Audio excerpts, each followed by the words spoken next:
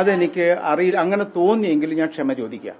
അങ്ങനെ തോന്നിയിട്ടുണ്ടെങ്കിൽ ക്ഷമ ചോദിക്കുക. പക്ഷെ ഒരിക്കലും ഞാൻ കരുതി കൂട്ടിയിട്ട് ആസിഫ് അലിയുടെ കൈ തട്ട് മാറ്റിയോ അല്ലെങ്കിൽ ആസിഫ് അലി എൻ്റെ മനസ്സിൽ ജയരാജും കൂടെ അവിടെ വരണം എന്നൊരു ചിന്തയുണ്ടായിരുന്നു. അത്രയും മാത്രമേ ഉണ്ടായിരുന്നുള്ളൂ. ഇനിയിപ്പോൾ അങ്ങനെ ആസിഫ് അലിയുടെ കൈ തട്ടി മാറ്റി എന്നുള്ളൊരു ഇത് വരുന്നുണ്ടെങ്കിൽ ഐ ആം സോ സോറി. അത്രയേ ഉള്ളൂ എനിക്ക് പറയാനുള്ളൂ. ഒരാളെയും ഞാൻ അധിക്ഷേപിക്കാനോ അല്ലെങ്കിൽ വിഷമിപ്പിക്കാനോ ഞാൻ ഉദ്ദേശിക്കുന്നില്ല. അങ്ങനെ ഒരു ഉദ്ദേശിച്ചിട്ടില്ല. ഇനി ആസിഫ് അലിയാണ് തരുന്നതെന്നുള്ള കാര്യം എനിക്ക് അറിയില്ല, എനിക്ക് മനസ്സിലായിട്ടില്ല. അനൗൺസ് ചെയ്യുന്നത് സത്യത്തിൽ എനിക്ക് ആ ഒരു ഏരിയയിൽ ഇത് നിങ്ങൾ വിശ്വസിക്കുന്നുണ്ടെങ്കിൽ ഇല്ലെങ്കിൽ പറയാം, ആ ഒരു സമയത്ത് ഭയങ്കര സൗണ്ടിങ് ആയിരുന്നു. ആ സൗണ്ടിങ്ങിൻ്റെ അടുത്ത് എന്താണ് സംഭവിക്കുന്നതെന്ന് എനിക്ക് മനസ്സിലായിട്ടില്ല. ആസിഫ് അലി, ഞാൻ സ്റ്റേജിലല്ല കയറിയത്, ഞാൻ താഴെയാണ് നിൽക്കുന്നത്. അപ്പോൾ ആസിഫ് അലി ഓടി വരുന്നു, തരുന്നു. പിന്നെ ആസിഫ് അലിയെ അവിടെ കുറച്ച് കാണുന്നില്ല. പിന്നെ അപ്പം തന്നെ അങ്ങ് മറഞ്ഞു ആസിഫ് അലി. അതെ,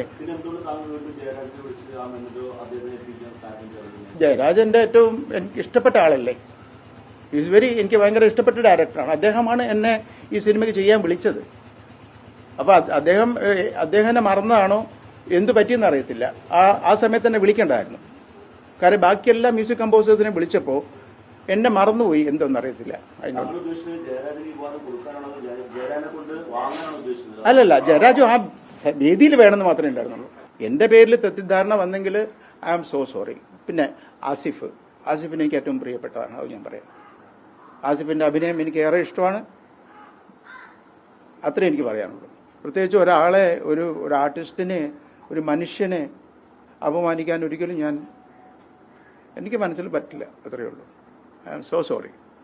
അത് സംഭവിച്ചു പോയിട്ടുണ്ടെങ്കിൽ, എന്തെങ്കിലും തെറ്റിദ്ധാരണകൾ സംഭവിച്ചിട്ടുണ്ടെങ്കിൽ അതിൽ sorry, I am so sorry.